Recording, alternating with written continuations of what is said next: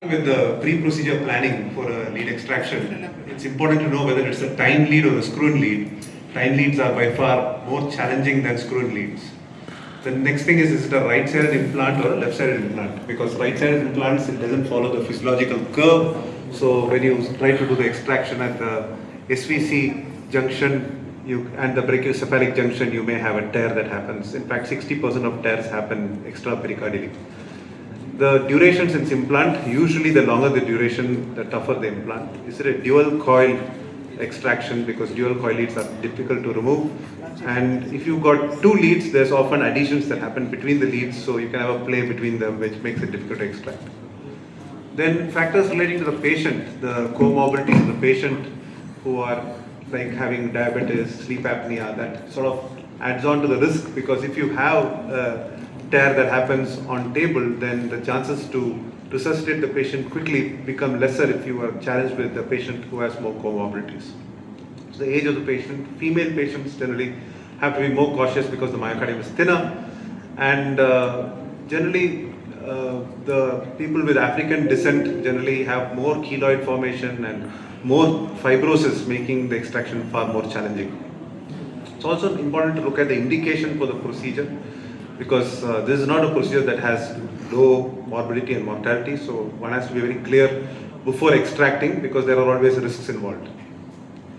So it's important to have the infrastructure set up properly before you do the procedure. So you should have anesthesia there, a standby operation theatre with a surgeon ready to shift the patient over in case there is a tear. And the procedure needs to be done under transesophageal echo or intracardiac echo, either ways, to be sure the moment you have a collection you can intervene. Always have an intra-arterial line to monitor the blood pressure. Keep an SVC balloon always deployed and ready to be redeployed when the need arises. Ensure that blood has been grouped and typed and cross-matched, and you have an ICU bed for post-procedure care. Some of the simple steps that sometimes people tend to overlook. One is always make sure you insert your stylet before you do manual traction. Some people just start trying to pull the lead without putting in the stylet. And make sure that you don't pull to a point where you start causing unraveling. So you have to watch the lead very carefully when you give your traction. And the moment you even have the slightest doubt that there's unraveling of the lead, then stop doing that. Get rid of the stylet, put in the lead locking device and do your traction. And always remember to identify the grommet and remove it. So sometimes, particularly if it's an infected device and you're extracting, if you've not identified the grommet and you leave it behind, then the infection continues to sit and smolder over there. The zone to be cleaned, obviously clean a very wide zone, so that if you need to put in a chest tube or need to put in a pericardial drain, you don't lose time cleaning subsequently. So you have the entire area cleaned all the way down to the costal margin and all the way up to the supraclavicular region, and one side to the sternum and the other side into the mid-axillary line. And infiltrate local anesthesia, and often you'll have the PG would have descended. So don't give your local where the device is, but give your local as to where your leads are, because your traction is going to be coaxial in the way the leads are placed. So you give your local in that line, and you make your skin incision also in a coaxial line, so that you are obviously going to be giving your traction exactly along that axis. So this is what I meant later on when you put in your lead locking device and give your traction, it has to be coaxial to the direction in which the lead is. And always make sure you unscrew your lead before you start extraction. People sometimes forget to do those unscrewing and start extracting. And once you find that you are not able to extract the lead and need to get a lead locking device in, then you make a clean cut over the lead. That's very important, so that the edge is not frayed, the lumen is preserved for you to insert your lead locking device. So particularly in our country where we tend to reuse things, you need to use a new scissors to make a clean cut over there. And then once you do that, you insert your lead locking device. Now the unfortunate thing in our country is that we don't have a sizing device. Ideally, you're supposed to size and accordingly use the lead locking device. The titrate. I spoke a little ahead. I'll come back to what I was meaning in a few slides from now. So here you insert your lead locking device, and after you insert the lead locking device, you deploy the lead locking device. This is how you deploy the lead locking device. You push it all the way down, and then you take a stitch. And when you take your stitch, you should tie the entire insulation as one unit so that the traction doesn't cause any shearing off of the insulation and the whole thing works as a single unit. So after you take the tie, then you give your coaxial tug. And if your coaxial tug is not effective enough to get the lead out, then you may use a telescoping sheath, which is called a slide rail. You insert the slide rail, so it's a mechanical sheath which is not any more manufactured, but it is a very helpful gadget to have. So it sort of helps clear the zone of soft tissue to make the job of getting the tight rail in much easier. So always when you are inserting these things, you have to make sure you're coaxial. You should make sure that you do fluoro to ensure that you're exactly in the axis of the lead. And after you get your slide rail in, then the next step is to get the tight rail, which is a mechanical extractor. Now, when you get a tight rail in, you essentially again have to do it exactly in the plane under fluoroscopy, maintaining that you are coaxial. And your traction is to be very controlled. Now, the most important thing is for the operator and the assistant to both be trained in the procedure, because you need one person to give the traction while the other person advances the tight rail.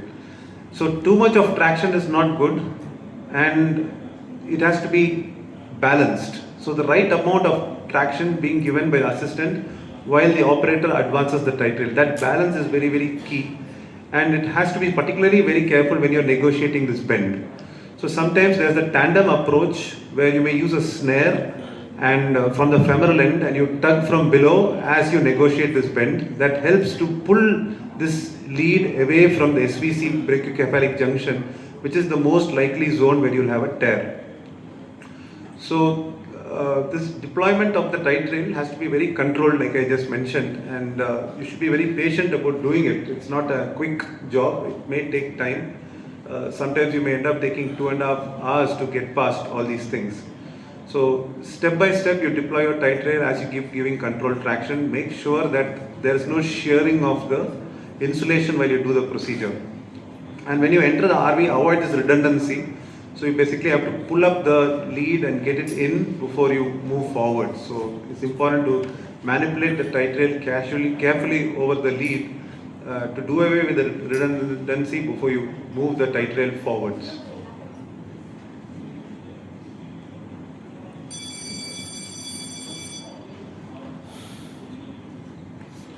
And it's very, very important to be patient, especially when you reach the tip.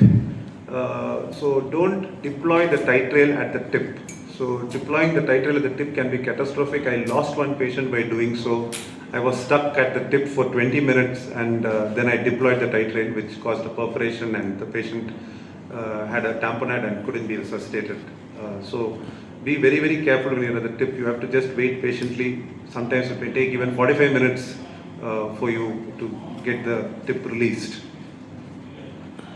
So this traction and counter traction is key when you do the lead extraction, which has to be balanced out.